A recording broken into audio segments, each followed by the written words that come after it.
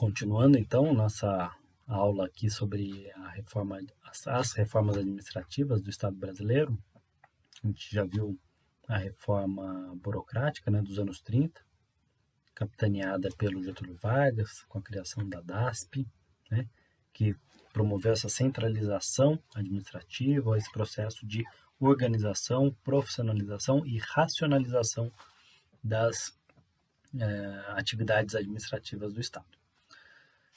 Depois nós caminhamos ali por um período democrático, né, entre 1946 e 1964, né, e nesse período a demanda, né, por uma descentralização da administração é crescente, né, porque se associou, né, essa ideia de centralização com a ideia de um poder concentrado na figura do presidente ditador, né?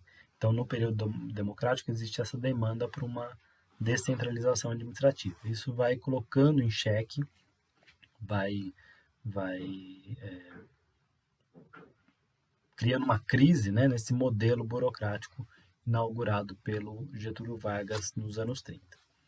Essa crise do modelo burocrático ela vai ter um momento importante em 1967, já durante o regime militar, né, durante a ditadura militar, né, que começa em 64, com a reforma administrativa de 67, né, especialmente com a criação do Decreto-Lei 200, né, desse ano de 1967.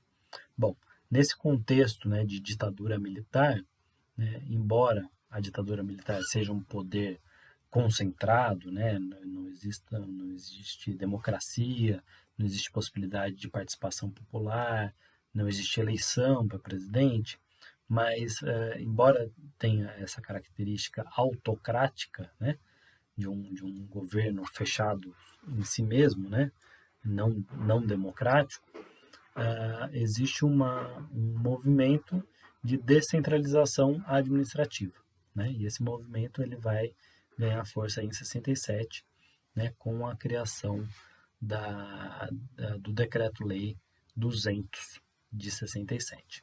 Nesse decreto, o que se prevê é um processo de descentralização administrativa, principalmente pela criação de mecanismos da administração indireta, né, do que hoje a gente entende como administração indireta, ou seja, criação de empresas públicas, né, empresas estatais, empresas públicas, ou empresas, né, sociedades de economia mista, parte pública, parte privada, né, a criação de fundações, autarquias, né, todas elas com uma relativa autonomia em relação ao poder, ao governo central, à administração central do Estado.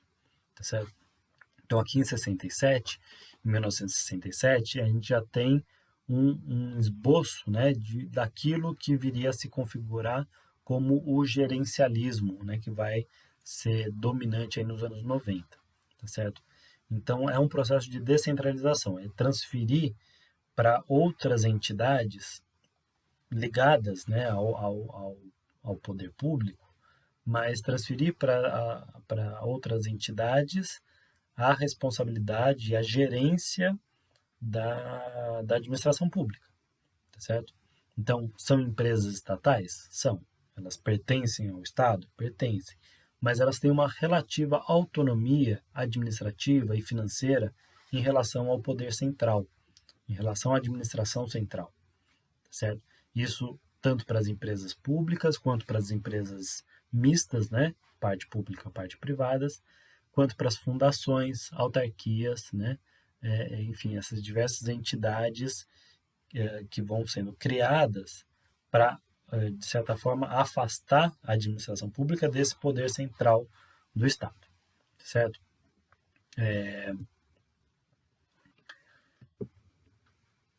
Ainda no contexto da ditadura militar, no finalzinho, né, da ditadura militar, já nos anos em 78, 79, a gente tem o Programa Nacional de Desburocratização, né?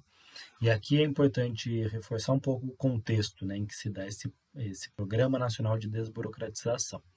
É um contexto de crise capitalista mundial, né, com a crise do petróleo de 73, o esgotamento do modelo fordista, né, de produção em massa, consumo em massa.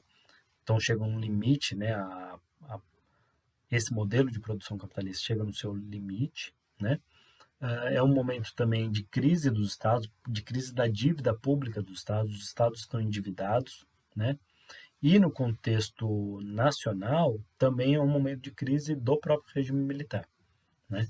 Então é um momento em que o regime militar já se vê encurralado sem ter grandes saídas a não ser a abertura política, né?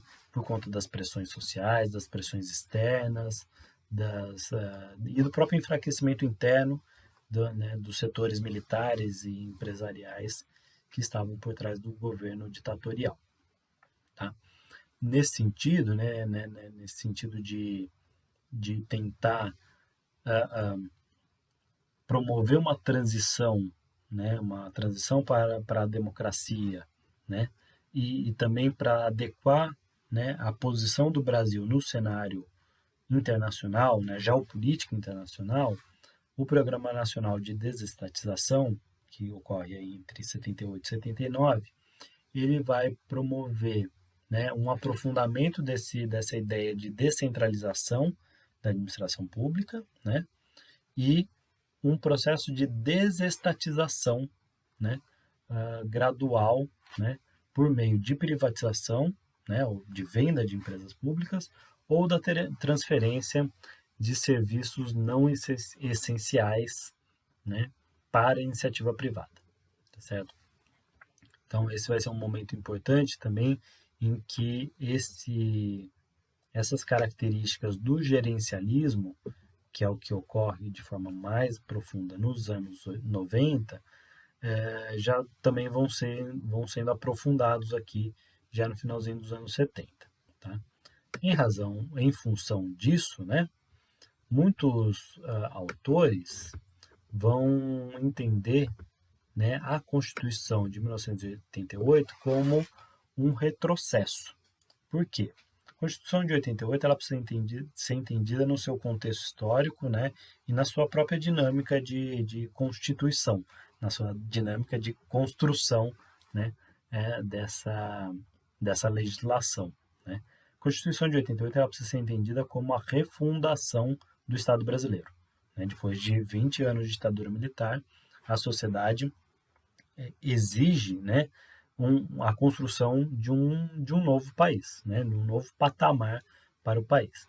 Então, a Constituição é um palco de disputas dos diversos setores da sociedade, né, buscando ali garantir direitos, garantir benefícios, garantir avanços para os seus interesses próprios, para os seus interesses próprios, não no sentido de interesses privados, mas no sentido do interesse desses grupos.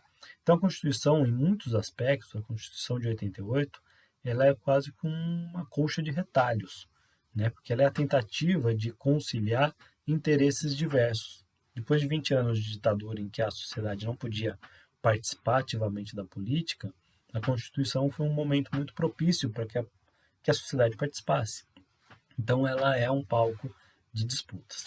Nesse sentido, havia uma demanda muito grande para um processo de centralização administrativa. Em que sentido? Né?